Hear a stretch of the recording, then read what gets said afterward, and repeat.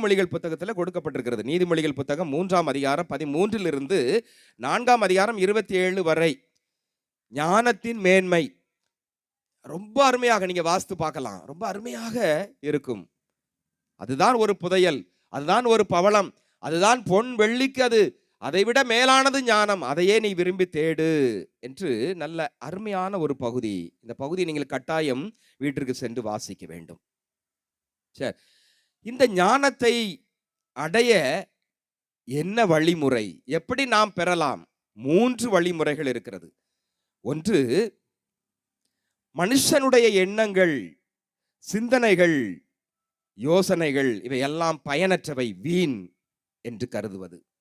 இரண்டாவது, எனக்கு அடுத்திருப்பவரை என்னை போல ஏற்று என்னை போல அன்பு செய்வது. மூன்றாவது, விட்டுவிடுதல். விட்டுவிடுதல், உயிரை, உடைமையை, உறவை ஆண்டவருக்காக விட்டுவிடுதல். முதலாவதாக நாம் சிந்திப்போம். மனுஷனுடைய எண்ணங்கள், சிந்தனைகள், இது ஒரு அபார சக்தி. நம்மளுடைய யோசனை, சிந்தனை கடவுள் கொடுத்த ஒரு பரிசு தான்.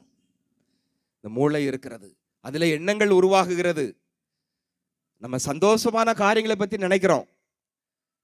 சில நேரங்கள்ல கற்பனை கோட்டையெல்லாம் கட்டுக்கிறோம். என் வாழ்க்கை பின்னால இப்படி இருந்தா எப்படி இருக்கும் அப்படின்ட்டு.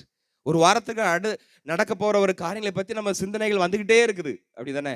சந்தோஷமா ஒரு வாரத்துக்கு நம்ம டூர் போறோம், ஒரு வெளியூர் போறோம், இல்லைன்னா ஒரு விசேஷம் வருது, அந்த விசேஷத்துல பங்கெடுக்கிறோம். அப்ப அதை பற்றி நமக்கு மகிழ்ச்சியான சிந்தனைகள் வந்துகிட்டே இருக்கும். அதே போல சில நேரத்துல கடந்த காலத்தில் நடந்த ஒரு கஷ்டமான நிகழ்வா இருக்கலாம், என்ன ஒரு துக்கமான நிகழ்வா இருக்கலாம். அதுவும் நம்ம எண்ணத்துல ஓடிக்கிட்டே இருக்கும், வந்து நம்மை காயப்படுத்தும். சிலர் நம்மளை காயப்படுத்தலாம், அவமானப்படுத்திடலாம், அது நம்மளை வந்து தாக்கிக்கிட்டே இருக்கும். சில நேரத்துல நம்மளுடைய எண்ணங்கள் எதிர்மறையான எண்ணங்களாக சில நேரத்தில் இருக்கலாம். என்ன, திடீர்னு இப்ப கரண்ட் போகுது, ஐயோ போச்சுதே, அது இயல்பான ஒன்றுதான்.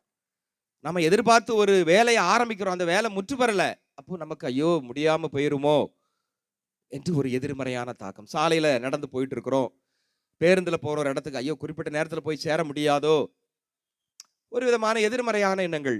எல்லாரும் இருக்கிறாங்க, இவங்க என்ன எப்படி நினைப்பாங்க, என்ன மோசமானவங்க நினைப்பாங்களோ அப்படிங்கிற மாதிரி, என்ன நினைப்பாங்க. எதிர்மறையான எண்ணங்களும் நிறைய நம்மளை வந்து தாக்குகிறது.